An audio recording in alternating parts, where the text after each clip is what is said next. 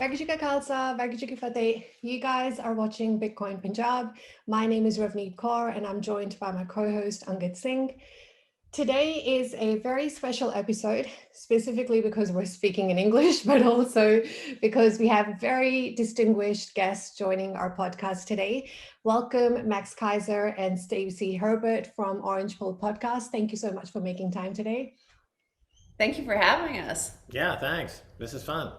Very exciting. So, Max, you retweeted our video, I think, a few days ago.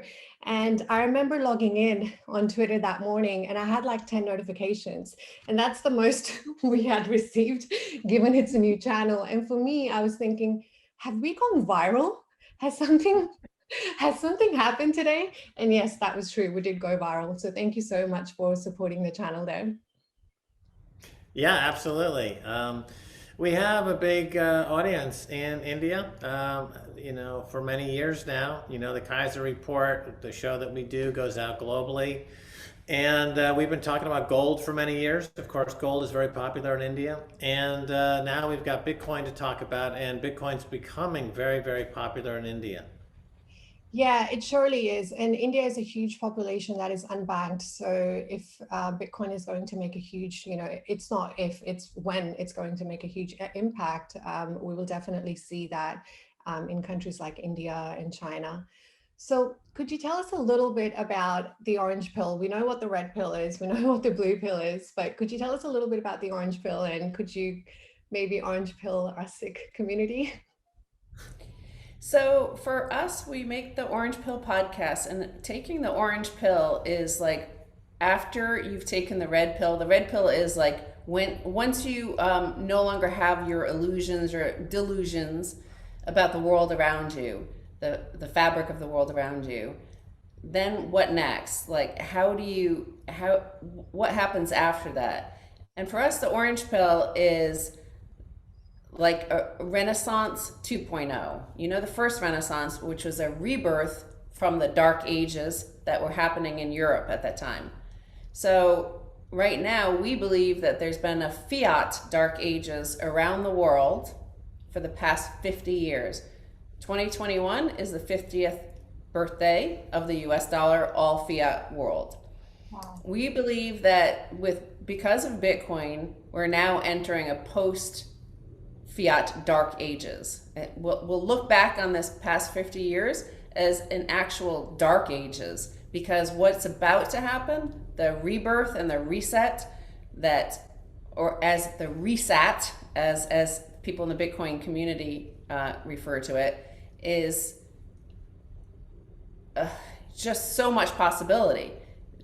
True globalization just look in the Orange Pill podcast group. There are people from dozens and dozens and dozens of nations from all over the world in this community, all on the same wavelength of conversation and understanding of the world around us. And it's a very optimistic look at the future of what we as individuals, we were able to separate state from money, and we could do anything. We have the power.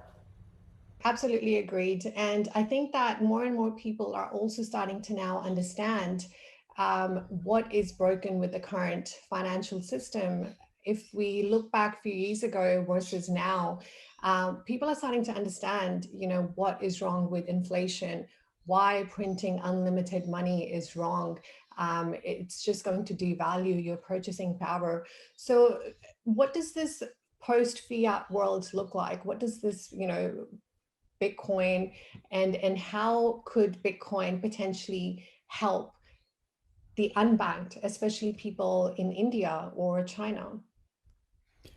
Right. So to pick up on something Stacy was saying there, one of the most profound implications of Bitcoin is the separation of state from money.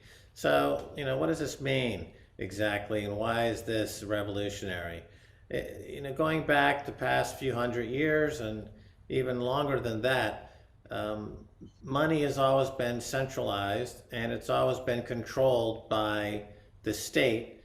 And the state typically engages in what's called the social contract, where the rights of individuals are balanced against the rights of the community. And we have different governments over hundreds of years come up with different systems. In the United States, there's the Constitution and government by and for the people. But in all instances, the state eventually overreaches. And we see this now in the US. The United States government is now overreached by a considerable margin and really impinged into the or onto the social contract in ways that are unacceptable for people that would be more attuned to natural rights and human rights. And so by creating our own money that is in many ways equal or better than gold, we have the option to opt out. We can simply opt out. So again, with the orange pill notion, this is a community that is opting out of the nation state. It's opting out of the central banks. It's opting out of fiat money. So in India, you mentioned that there's a big unbanked population. And with Bitcoin, there won't be a need to take a trip to become banked. You can go from being unbanked to Bitcoin and just forget about the bank. The banks are the combustion, are the horse and buggy era. It's a system that's outlived its usefulness. And as we understand banking today, central banks really came into existence with the Bank of England back in 1694. They've had a 300-year run, and now I think that their time has come. We won't have one major central bank will go bust in 2021, and we're heading into a post-central bank era.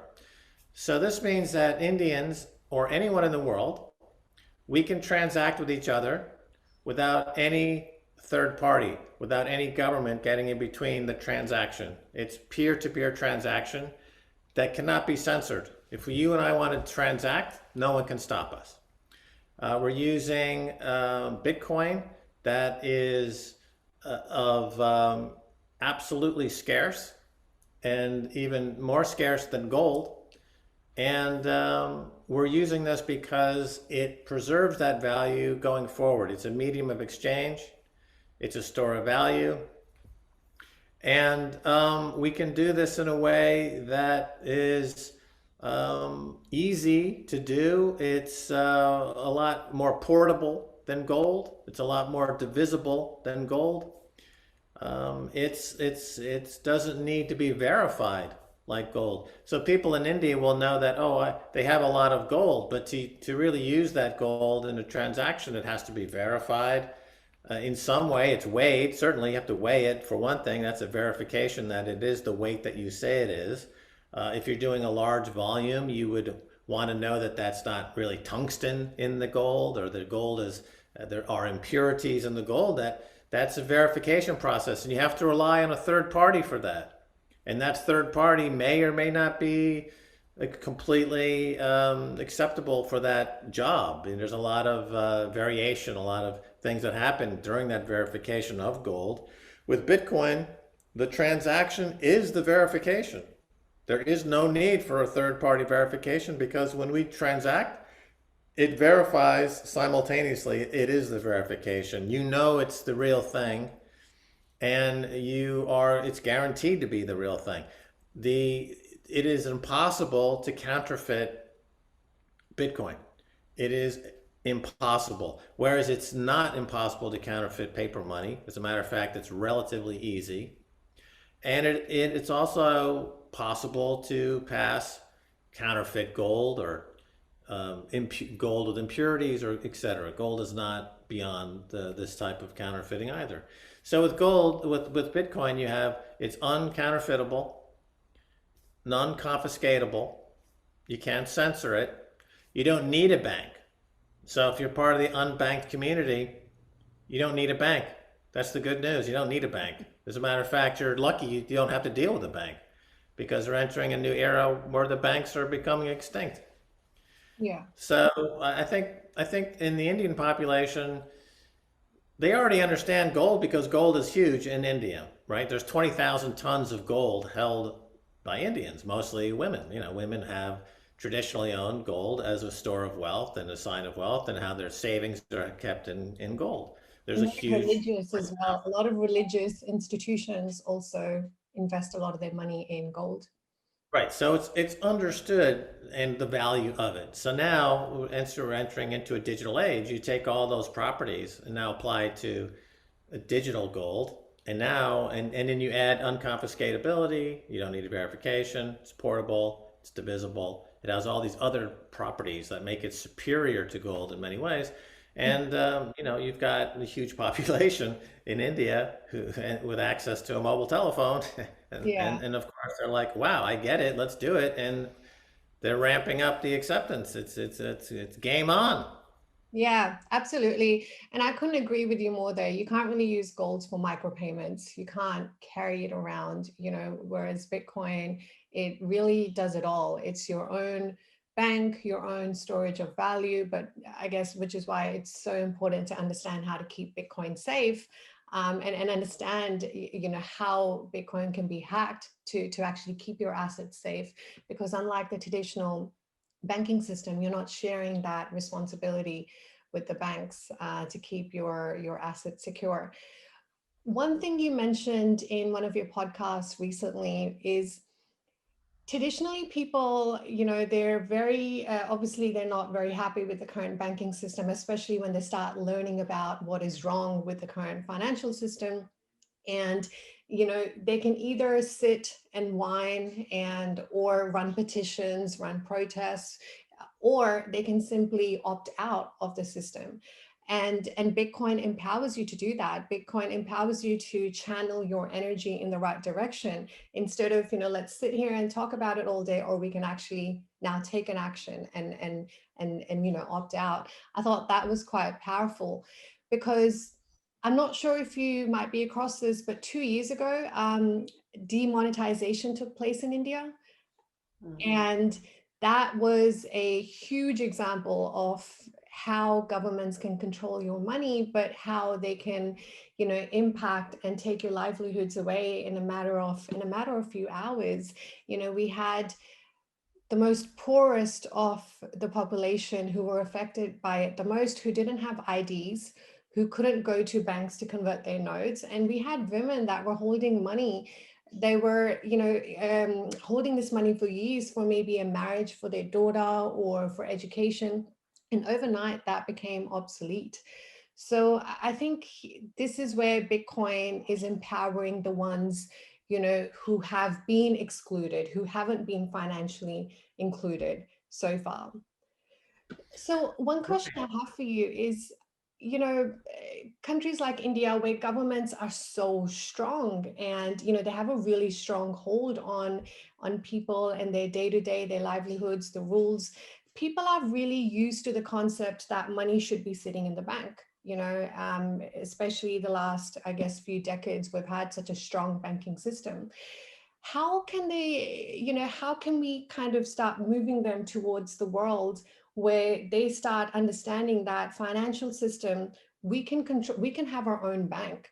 We don't have to rely on a third party. How could we bring that psychological shift in their mindsets? Well, as you just described, the demonetization that went on in India was horrific. And it was an example of what I was describing there. It was overreach by the state. The social contract was obliterated in a most horrific manner. And so now you do have a population, you do have people in India that understand that with Bitcoin, that's impossible. So the question is not really, do you want to have your money at a bank? The question is, are you willing to accept your government to dissolve? Because part of the Bitcoin revolution is that you're defunding the state. That means you're defunding the government. The government, for example, in the United States, I believe within a few years, will be coming to the Bitcoin community and saying, we'll give you a 90% discount on your taxes if you pay us in Bitcoin. In other words, the power shifts from the central government to the people because the people have the money that the government wants, but the government cannot take it. They can't demonetize it. They can't come to your home and take it from you like they can with your gold. They can only ask you politely, can you help us? Can you send us some of your Bitcoin? Because we're going to starve. And then the people can say, well, maybe, maybe not. Maybe we don't need a government anymore like we've had. But it's up to the people. And with Bitcoin, as I've said, it's a store of value like gold. It's unconfiscatable.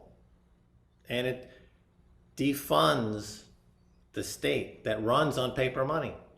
The state, the government of India can save themselves if they become more on a Bitcoin standard.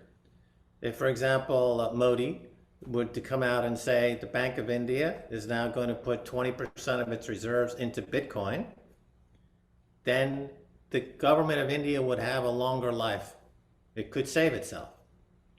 But if they stick to a fiat standard, then the Indian government, like all governments, the United States government, the British government, all governments will collapse because they have no money.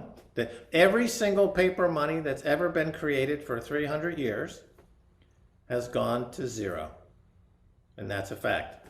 Or lost 99.9% of its purchasing power. Every single one. That's crazy. Whether it's you demonetize in India and you replace with new paper money, that means that all that paper money became worthless essentially. As you just described it. Well, look at all the paper money in Venezuela. Look at all the paper money during the Weimar Republic in Germany. Look at all the paper money in Iran. Look at all the paper money around the world. It all turns to garbage, without exception. And the only reason people use it is fear. They fear retribution. They fear, and Bitcoin takes away that fear. I mean, I'm no expert on in Indian politics or Indian history, but what I do know is that this is a deeply spiritual country with deep spiritual roots. Mm-hmm. And that is, and the whole idea of a guru is the guru is the darkness, and the guru takes away the darkness. So we have Bitcoin gurus. It takes away the darkness of fiat money, and so everyone can understand this. Yeah. Am I wrong? No, absolutely. And I think for a longest time, we've seen darkness in all aspects of everything that we've interacted with in this world, especially the institutional systems, the corporations, and Bitcoin does hold that, light coming in and just being fair to everyone. It's financial inclusion globally, regardless of how much money you hold, what your job is, if you have an ID on you or not. It actually involves everyone. One thing you mentioned about the financial reset, Stacy, that a lot of people in crypto are believing that there's a financial reset coming. So could you tell us a little bit about that, how crypto plays into that, and why people should be looking into Bitcoin now more than ever? The Great Reset, as the World Economic Forum and the UN were talking about, and then you have the new Bretton Woods that the IMF is talking about. That's kind of them looking at their Western world and trying to maintain some sort of power. They have to find a way to get rid of all their debts. And the problem is they have floating fiat currencies against each other, so none of them could devalue it because none of them have gold. Now, this is kind of interesting because India is very unique in just how much gold the actual people have. That's extraordinary. Some say it's up to 25,000 tons just in Indian families, not even counting the temples and stuff like that.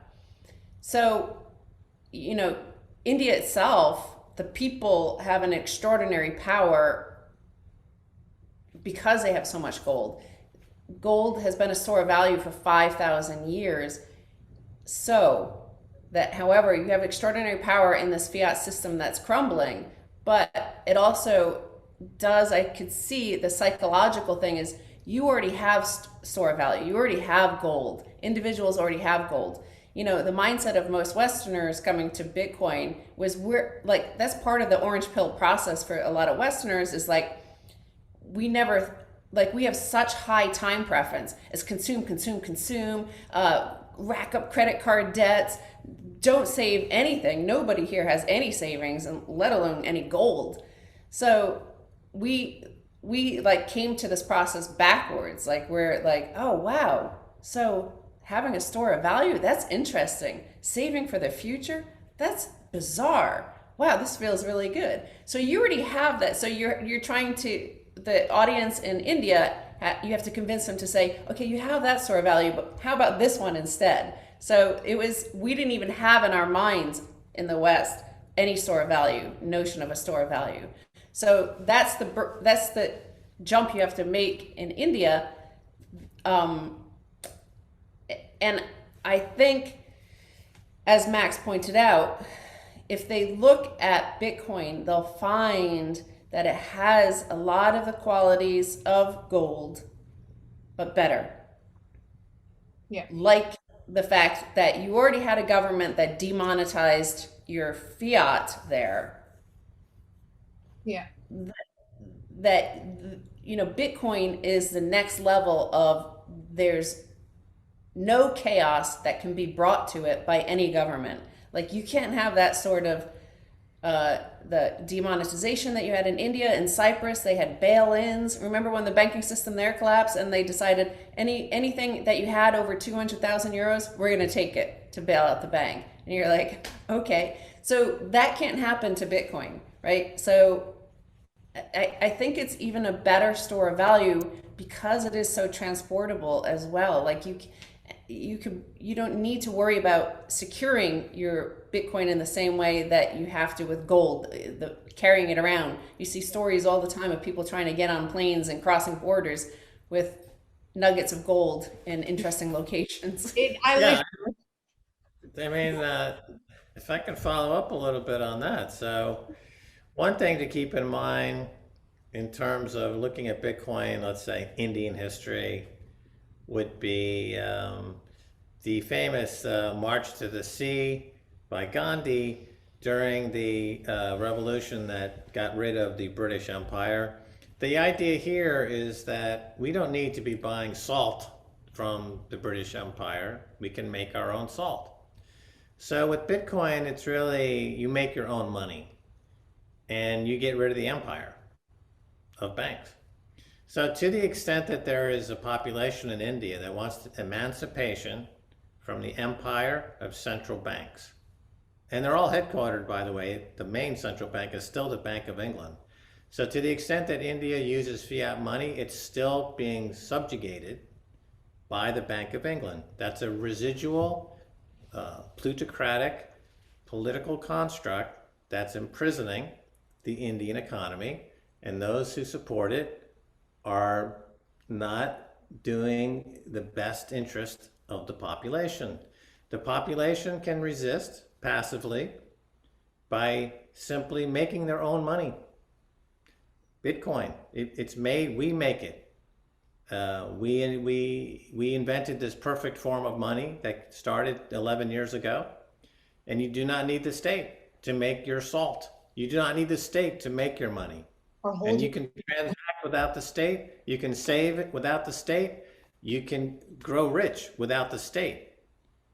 And that should be a pretty powerful message to people who want to break free from the emancipation of the state that is, quite frankly, as all governments are, in bed with the central banks.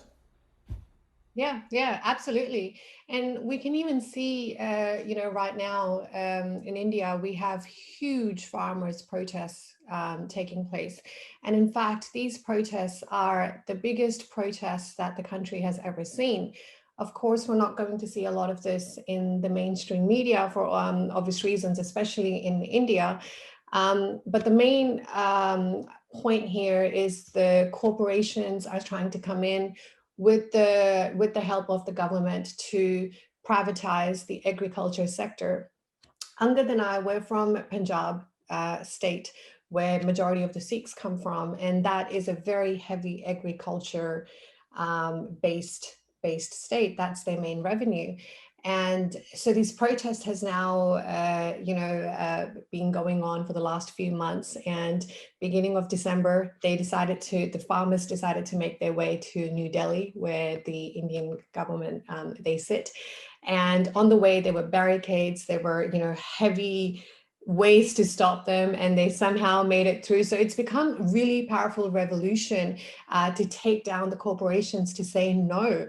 We're not going to allow you to come and take our lands. We're not going to have our lands become foreign to us.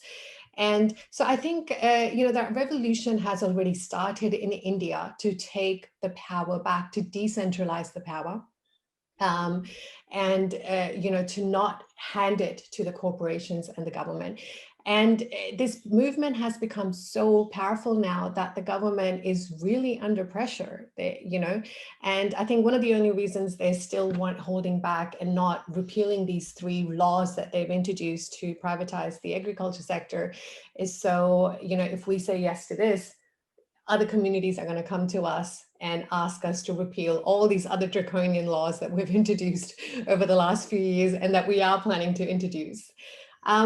So I think that's where Bitcoin is really powerful, because what controls the world? Money.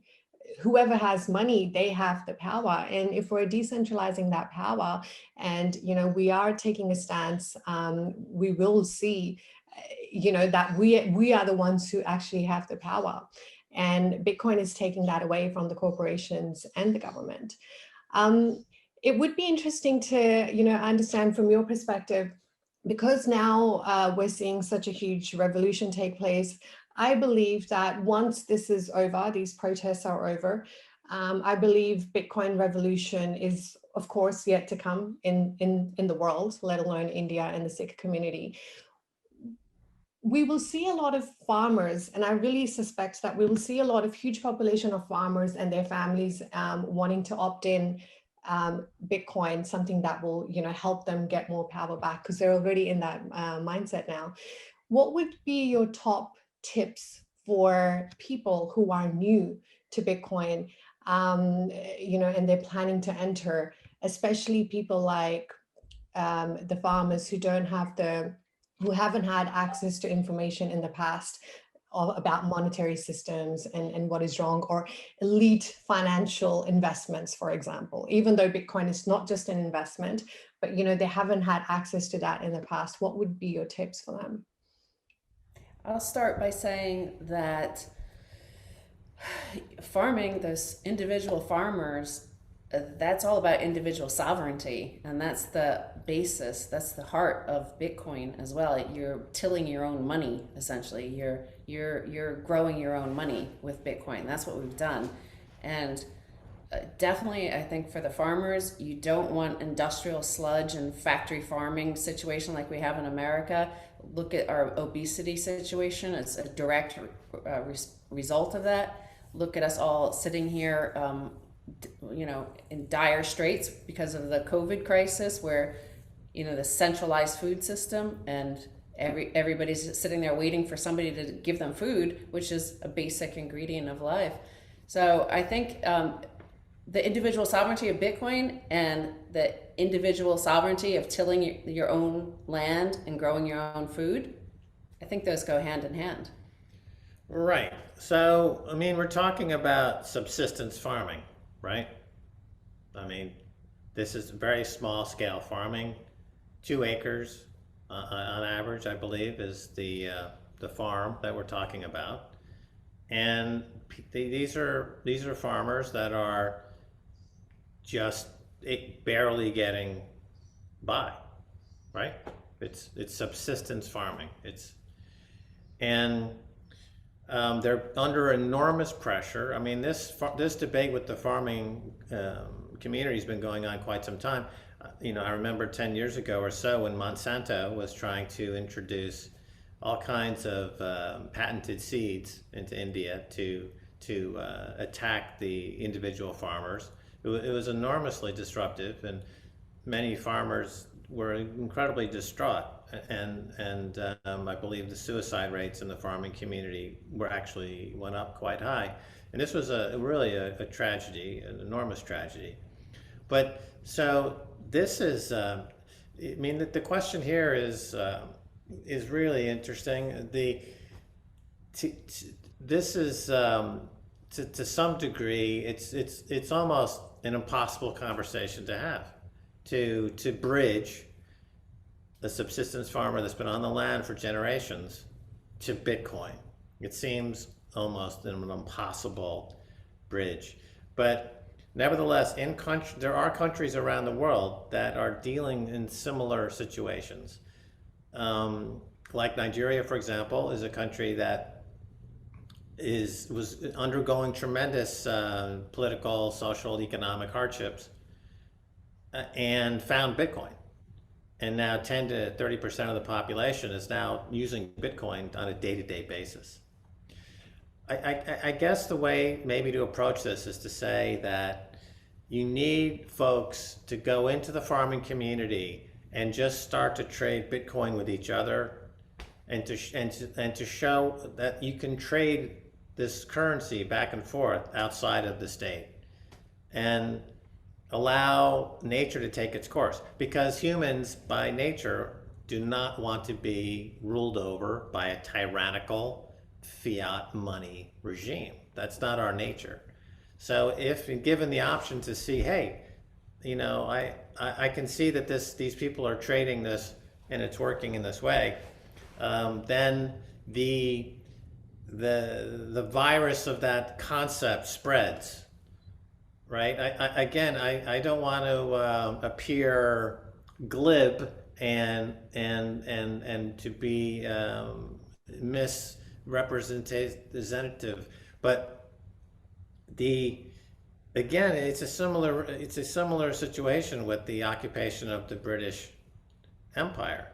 That this required an enormous transformation in thought. Mm-hmm. Yeah. This idea.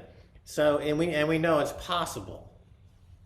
So the problem is that the occupying force of the fiat bank and the central banks runs on an infinite quantity of paper money. That's the problem. So they can buy foreign, they can hire foreigners to come in and do whatever they want. The government can say, we don't want to do that, but we'll hire foreigners to come in and do the dirty work. They can do lots of things because there's no checks or balance, right? There's no constraint. There's no accounting, right? They're running a rogue pirate ship. And everyone is suffering because anyone who's associated with fiat money is by definition rogue, let's say a rogue element. So I would think to say slave, but I don't think that's appropriate. I think wasn't it Aaron Dottie Roy who wrote the book Small is Beautiful? And perhaps the notion is start small. Just get 3 or 4 farmers into this, and then have faith that this will spread.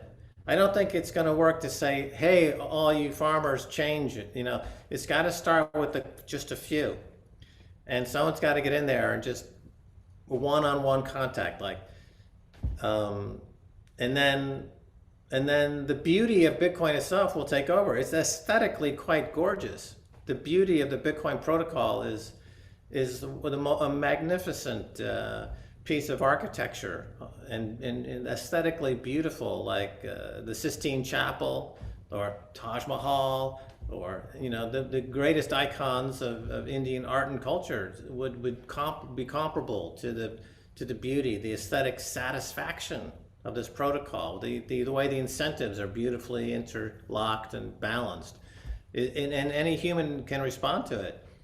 Once they start doing it, once Yeah. they have it in their hands, then the humanity takes over. And the fiat money people are vulnerable because their souls are dead. Their insides are dead. So you can knock them over easily because they're dead inside.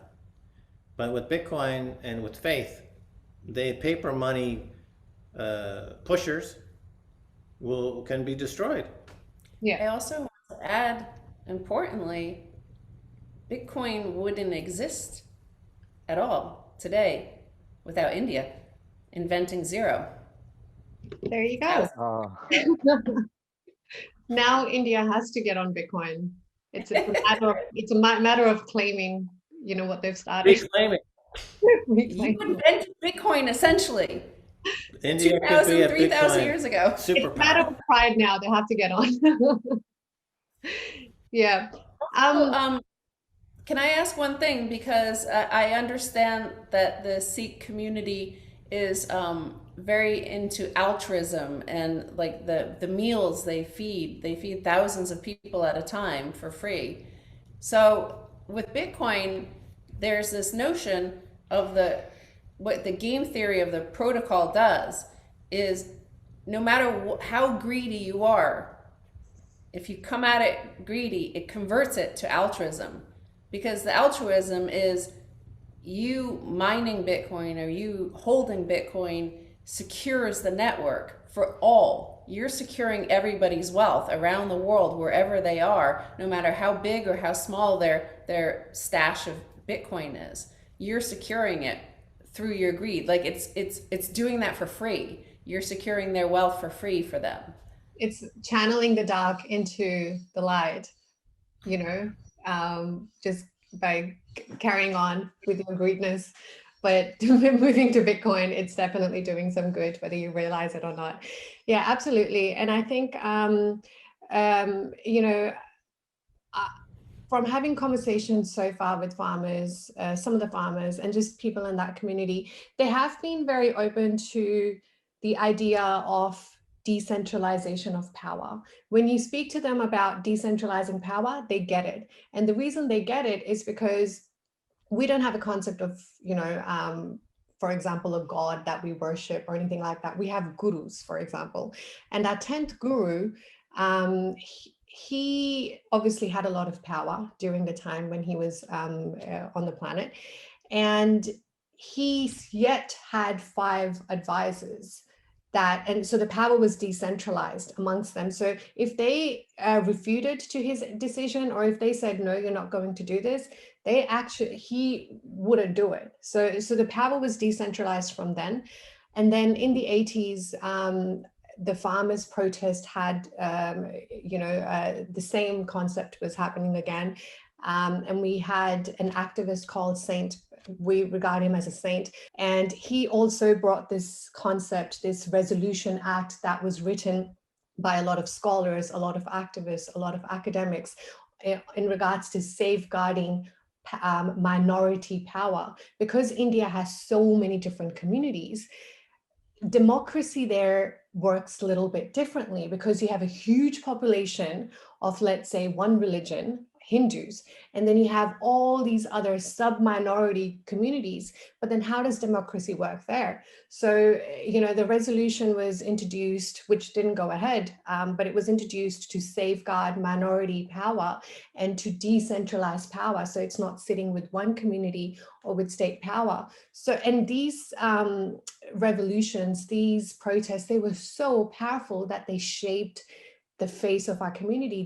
They are what created history. That's the reason why this farmer revolution this time has gone so big, because we've done it before. So they're open to the concept of decentralization of power and quite welcoming of it. I have an idea. To pick up on our theme of making salt, why not organize a march to the central bank? And it could take several weeks or months, but to march to the central bank And when you arrive, transact in Bitcoin, make your own money. I love And that. and this could be the march that would be parallel to the march to the sea. And you arrive at the central bank. And when you get there, it's a very simple act. You transact in Bitcoin. It's a very simple act, but it That's separates this that the bank is no longer needed. You can close the bank. You can all go home. You can quit. You're done. We don't need you anymore. And it's true. so And powerful. it would get international attention. There would be the Indian march to the Indian central bank for Bitcoin. It would and if you'd accumulate lots of people would join this march.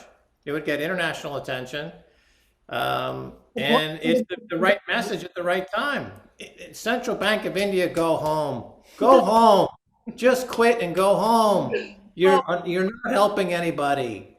Go home. Go back to the Bank of England. Go back to England where you came from, Central Bank of India. Go back to join your friends in England. But we're free. We're free of that. You need to be emancipated for real now. This is the real emancipation. Everything that's come before has been a step, but it's not true emancipation. Yeah. I say the same thing to the black community here in the United States, that emancipation has not yet arrived. And the black community is very, very strong into Bitcoin for this reason. I mean, this is a global problem. The central banks need to go away. Just go away. And we can do it easily by transacting with our own money that we made ourselves. We don't need their paper money. So Absolutely. just go away. Yeah, we can literally just choose to opt out instead of asking for our rights from the central government. We can Right. literally just leave them be and just take our power, our share of the power away from them. Yeah, Bitcoin is permissionless. You do not need permission to transact in Bitcoin. You do not need the government's permission. You do not need the central bank's permission. You do not need any authority permission at all. You don't need it. It's permissionless, yeah, right? So yeah, they're out of business. So they're going to be out of business. It would be the humane thing to do to simply do this sooner than later, because otherwise, if you wait, it'll have the spectacle of all these central bankers becoming irrelevant, and they themselves could end up like the farmers, yeah, right? I mean, the farmers are despondent and they're very sad.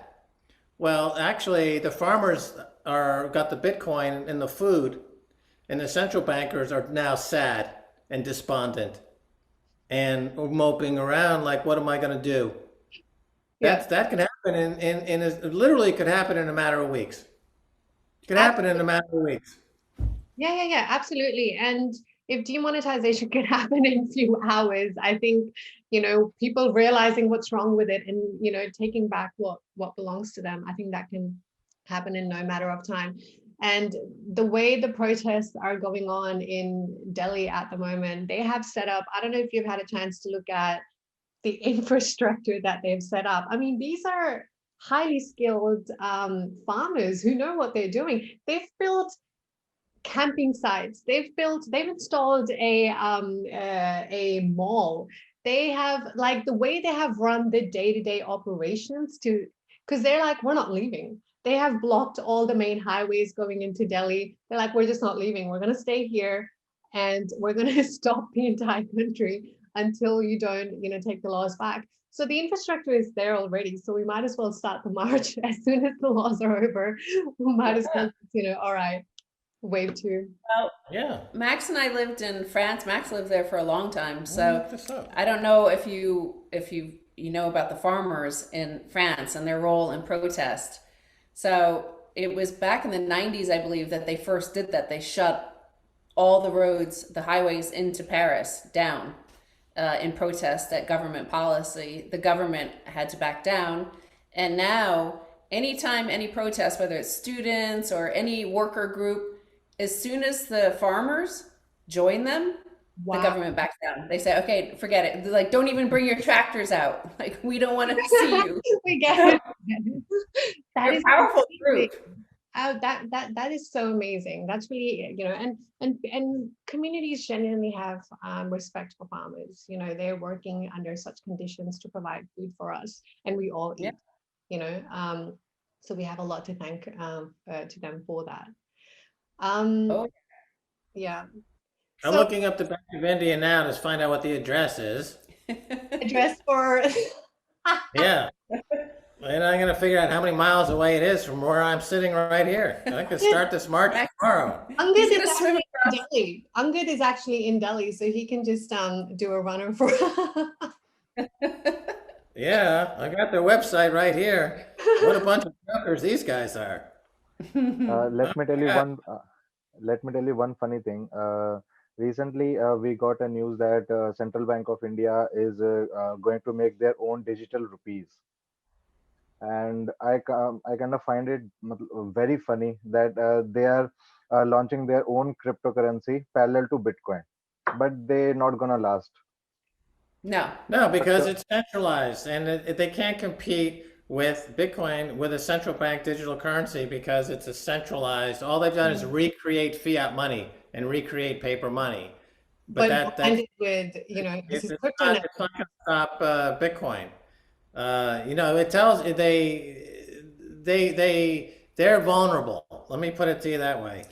The US government only just in the past few days, they just basically gave up. They're not joining that CBDC race. They're not coming out with a central bank digital currency. They said the banks start using the public blockchains. You can use any of the stable coins, Bitcoin, so that's an amazing moment because if the US has already studied it, all departments of the government in the United States have already studied Bitcoin and blockchains and things like that for years. They've studied CBDCs and they've obviously just said, oh, well, it's not going to happen. Just use Bitcoin.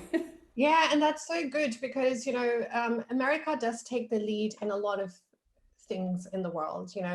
People, governments, countries look to America to take the lead in anything that's new. What the Indian government has been doing is they know they can't, as you mentioned, they're vulnerable. They know they can't stop the crypto wave. So they're trying different tactics to scare people off crypto. One of the ways they did that, the central banks did that, is they put a ban on the banks 2 years ago. So banks were not allowed to they were not allowed to exchange fiat for crypto. And then the crypto community took the banks to Supreme Court, and Supreme Court basically ruled out. Yeah, I know the case very well because I invested in the company called Unicoin, which is the very company that went and won the case against the central bank. Exactly. So my friend Tony Ray, who was one of the founders of Unicoin, I was an investor in Unicoin when it was first started.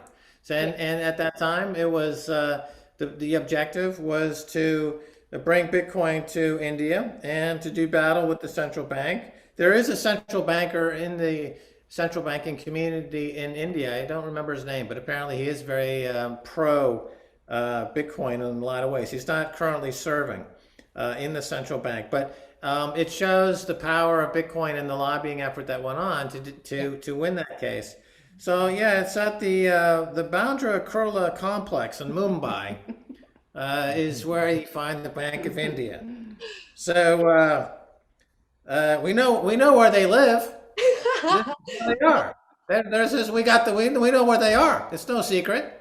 So we get this march going. And we go to this place, and Max is coming. Max is coming. I'm gonna have to start this thing. That's what I was going to say. Now, I see right here that they're a member of the SWIFT system. The SWIFT is that global payment system that the U.S. controls. It's all censorship. It's all censorship. Like the U.S. could say we don't like India because you're not buying enough bombs, so we're gonna cut you out of SWIFT. They could do that tomorrow, right? Is that freedom? Is that a free country? Is that an independent country free? No, it's not, right? And Bitcoin cuts the chains from the SWIFT system in the central banks. We've got to march to the central bank and make our own coin. That's it. I'm not taking the rupee anymore. No. Absolutely. So can we count on you to come down to India and lead the march? I'm thinking about it. I'm really Yeah, thinking we'll hook about you up it. with a turban, Max. We'll hook you up with a turban. You know, And Mumbai is only about 15 hours away. and you will love our hospitality. I would love to go. I would love the food, by the way, which all the American corporations tried to patent, like basmati rice, turmeric. They were just like, Yeah. that's Um, that's that's that's the whole predatory system that we have. Like that's what the U.S.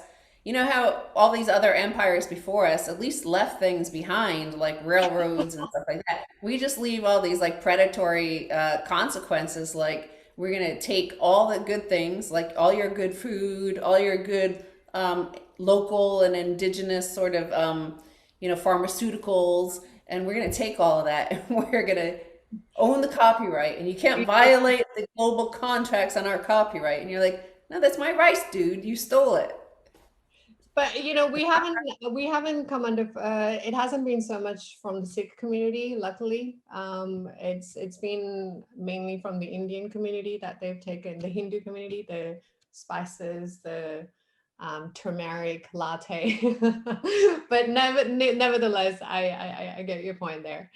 But now you have to go reclaim zero. Bitcoin is yours.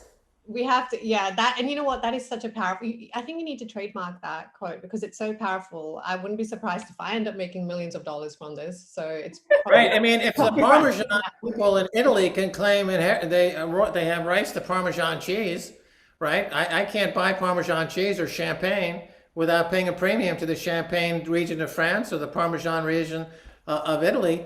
You should not be able to use zero without paying a royalty to the Indian people. that's No one can use zero. The entire internet. It's completely trademarked and patented, the number zero. And if you use a zero in any context, you have to pay into the Indian community because it comes from India. It's a regional specialty of India. now we just have to find Satoshi Nakamoto and just let him know of the changes that we have made, and the royalties. We can maybe just code that into the smart contract. It's all in the Genesis block. It's all been written. It's all there. This is not new. This has all happened already. We just have to realize our destiny. It's nothing that hasn't already happened. We just have to realize, be in the moment and reclaim what is rightfully ours. Yeah, and we're going to see a huge wave when India, likes of India and China, when they realize that, and when they actually get on this movement and they start adopting Bitcoin. I think we're going to see a massive flip in the world within weeks, however long this lasts. Yeah. The Yeah, I transition. agree. Yeah, yeah. Well, good luck in bringing Bitcoin. And now with Lightning Network, it's really great for micropayments and stuff to bring it to the farming community there. And then if we see some headlines that Max Keiser is going to be there, then we'll go. Like Max wants the headline first, and then he'll go. That would be absolutely amazing. That would be so good to actually do that, because one of the goals that, one of the things that we're working towards with this podcast is changes come. The changes come in in a form of ripple effect.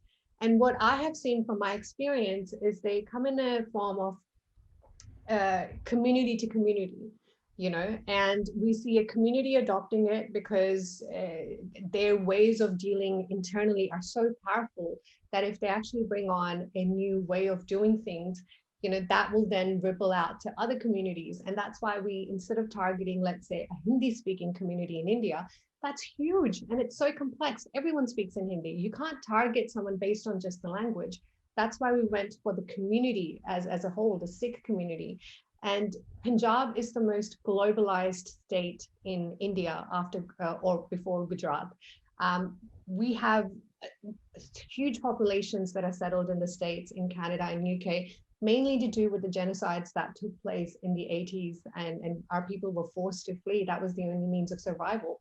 So one of the things that we're working towards is building our own Sikh, borderless economy, and helping Bitcoin to enable that, to enable us to build our community back up, to build the economy back up, to facilitate more trades. that are borderless, because we are all over the world, so that's one of the ways that I think Bitcoin can definitely help bring that sovereignty, that community sovereignty back. Our friend Hartej is in the Bitcoin community. He's Oh, I know him very well. yeah, and he's exposed us to Punjabi rap, so it's really good. His Punjabi rap or the actual? No, I'm joking. I like all sorts of rappers that are Yeah. Punjabi. I'm not sure whether like Punjabi American or Yeah, he's from New Jersey, so I think yeah.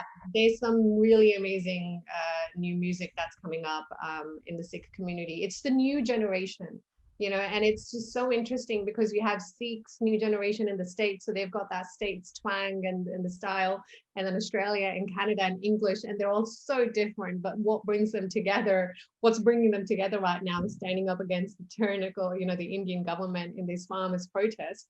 That's one thing that's the amount of music that's come up, it's phenomenal. And anytime a Yeah. revolution takes place, we see a music and an art revolution taking place at the same time. And that's exactly what we're seeing. Renaissance. That's Renaissance 2.0. That's what I was telling you. It all Yeah, comes together. yeah. That's the orange pill. That's the orange pill, baby. That's That's where we're it. at. We're doing the orange pill. It's the art. Doing the orange pill.